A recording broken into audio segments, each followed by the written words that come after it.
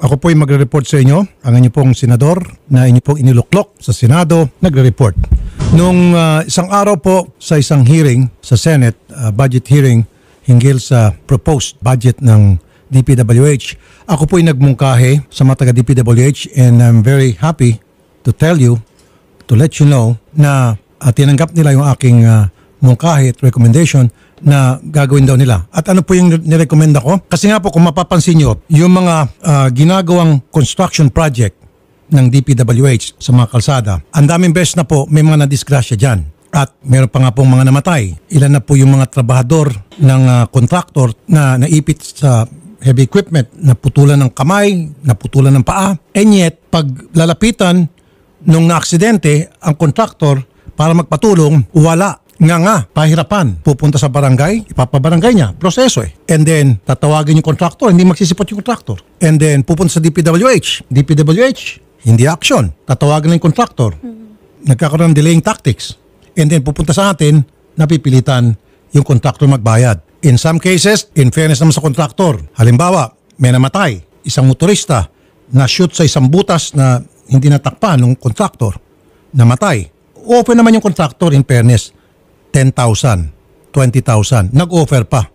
Kung di ba naman napakabalasubas. Totoo po yan. Maraming beses na po kami nakatanggap ng ganung reklamo na nadidisgrasya yung mga manggagawa doon sa construction site, road repair, na dahil sa kapabayaan po ng kontraktor. Now, ang akin pong sinuggest, para meron na talagang dapat managot at magbayad, kailangan itong mga kontraktor obligahin na kumuha po ng liability insurance per project and yung amount, yung claim, hindi dapat bababa sa 1 million pesos. Kasi nga po, ang palaging kawawa dito, yung mga na-aksidente. I think yung pinakamataas na nasingil natin dahil sa ating pagpusigis, 1 million. Pero hindi po yung insurance. Dahil prenesyo natin yung DPWH, prenesyo ng DPWH yung contractor, then yung contractor, walang nagawa kundi sumuka ng pera. Pero bakit kinakailangan ko papilitin? Ba't kinakailangan pa ipatulfo, sabi nga nila? Dapat, nandiyan na yung liability insurance na kapag may nangyari, halimbawa lang, bayaran agad na insurance. Yun, isa yon.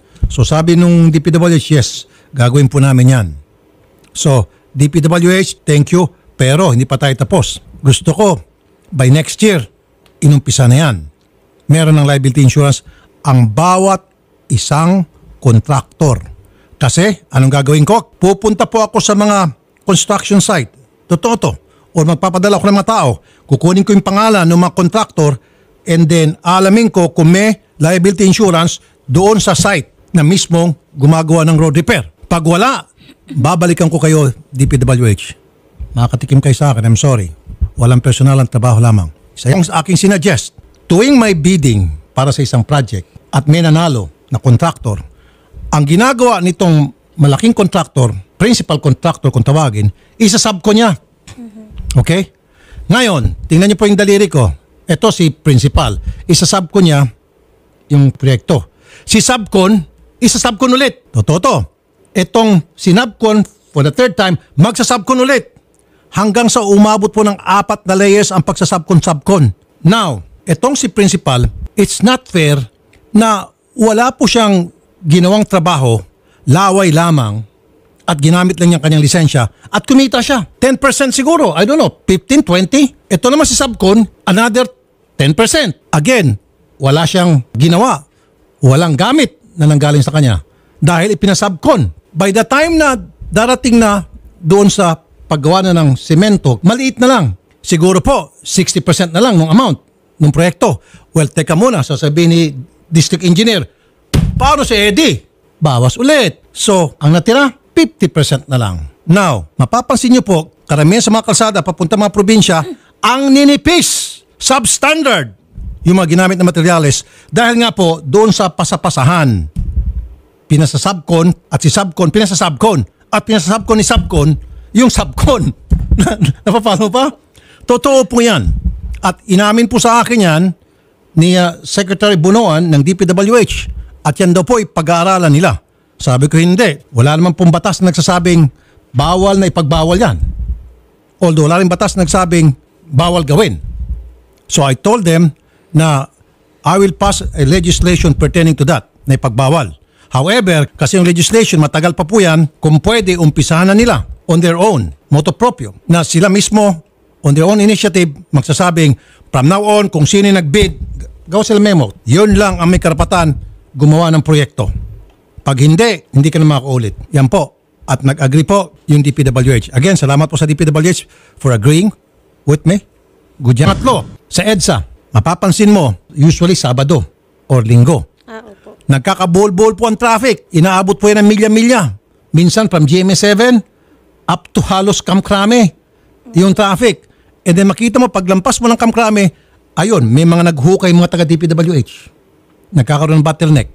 Sabi ko, dapat 1 week ahead of the construction repair o road repair, maglagay kayo ng anunsyo doon sa mismong site na gagawa nyo. For 1 week, may tarpaulin o dili kaya yung signage of neon with neon lights na sinasabing there will be a road repair that will be done in this site in so and so date and hours. Kahit po sa social media. Hindi pwedeng social media dahil hindi naman lahat nagtiting sa social media.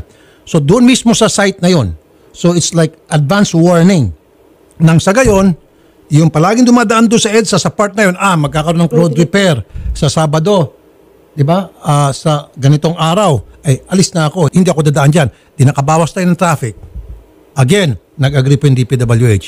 And thank you po, DPWH, sa inyong suggestion. Sinabi ng DPWH, meron naman daw anunsyo sa media. Hindi naman po lahat nakikinig po ng news. Hindi naman po lahat nanonood ng social media. Di ba? Depende kung saan yung ilalagay na site. Kung sa RTI siguro, pwede pa. O, di ba? At libre naman. Gusto nyo, DPWH, magpa-advertise kayo sa RTI. Libre yan. Tungkol sa mga road repair nyo, tutulong po ako. Okay? Yan po ay dapat mangyari by January 1, 2023. It must happen. Or else, alam niyo naman po siguro, so help me God.